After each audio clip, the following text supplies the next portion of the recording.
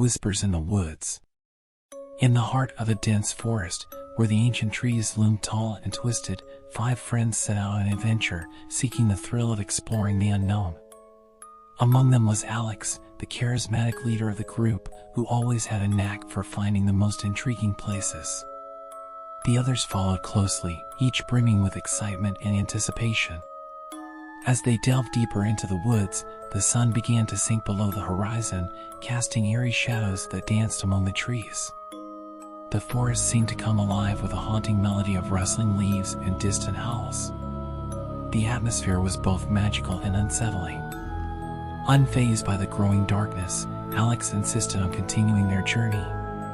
"Trust me, guys, there's something extraordinary waiting for us deeper inside the forest," he declared, his voice unwavering. But as the minutes turned into hours, the enchantment of the woods started to wane, and the friends began to feel an unshakable sense of unease. They exchanged glances, their smiles gradually fading. "Maybe we should turn back," one of them suggested nervously, but Alex brushed it off, insisting they were almost there. Soon, they stumbled upon a peculiar clearing adorned with twisted, gnarled trees. The moonlight filtered through the branches, illuminating the ground with an otherworldly glow. At the center of the clearing stood an ancient, moss-covered stone pedestal with an ominous inscription, "The Price of Curiosity." "What does that even mean?" one of the friends mumbled, the fear in their voice palpable. Alex, undeterred, approached the pedestal, his eyes gleaming with determination. "We've come this far. There must be something incredible here," he said, placing his hand on the stone. An inexplicable surge of energy coursed through him, and a faint whisper seemed to echo through the woods. Suddenly, a chilling wind swept through the clearing, extinguishing their flashlights.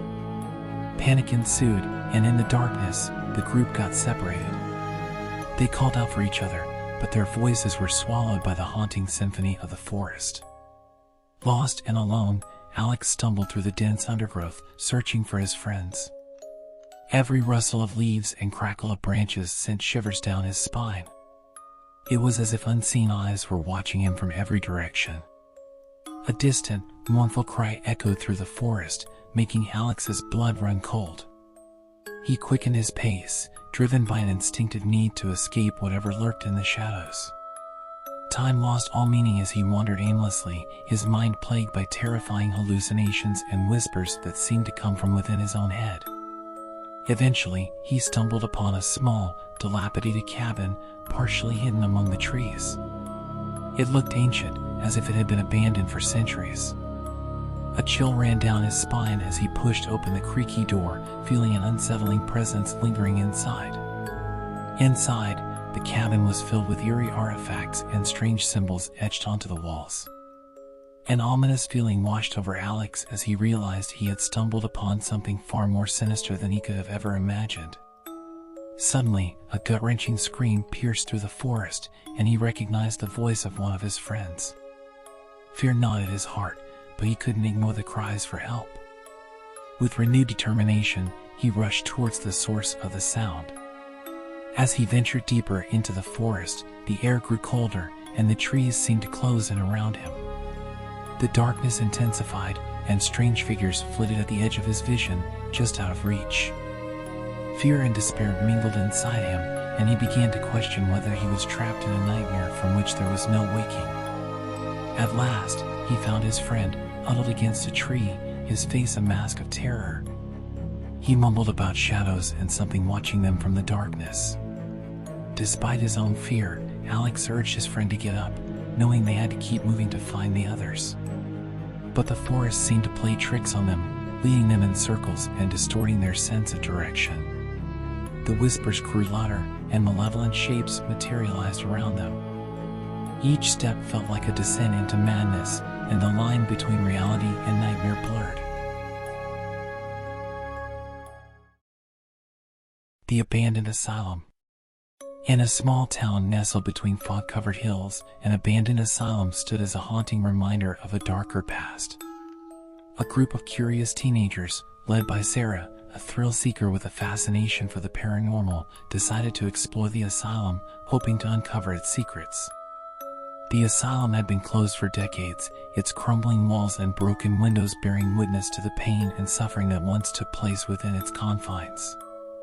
Local legends whispered of tortured souls still trapped within the decaying building, and tales of eerie apparitions haunting its halls sent shivers down the spines of even the bravest souls. As the group approached the asylum, the fog seemed to grow thicker, enveloping the old building in an eerie embrace. The moon cast an eerie glow upon the cracked facade, and the wind howled through the broken windows like mournful cries. Despite their unease, the teenagers pressed on, determined to face their fears and uncover the truth behind the asylum's haunting reputation. They ventured inside, their footsteps echoing in the empty hallways like ghostly whispers. The asylum's interior was a labyrinth of decay, with remnants of padded cells and rusted medical equipment strewn about. The air was heavy with a sense of oppression, as if the building itself was weighed down by the weight of its own sinister history. As they explored further, strange occurrences began to unsettle the group. Doors slammed shut on their own, and inexplicable cold spots sent shivers down their spines. Sarah, undeterred, urged them to continue, eager to unravel the mysteries that the asylum held. As the night wore on, their exploration took a darker turn. Eerie apparitions flickered at the edges of their vision, and disembodied voices whispered haunting phrases in their ears. Fear crept into their hearts, but they couldn't bring themselves to leave. In a desperate bid to communicate with the spirits, Sarah set up the phantom ship of Blackwater Bay. In the coastal town of Blackwater Bay, a group of friends set out on a moonlit night to explore the fabled shipwreck that had become a local legend. The ship, known as the Black Serpent, was said to have disappeared decades ago, taking with it its crew and a cursed treasure. As they approached the shores of the bay, the full moon cast an ethereal glow on the dark waters. The skeletal remains of the Black Serpent loomed in the distance, its masts reaching up like bony fingers clawing at the sky. The friends could almost hear the mournful cries of the lost crew carried on the salty breeze. They cautiously waded through the shallow waters to reach the shipwreck. The air was heavy with a sense of impending doom, but their curiosity drove them forward.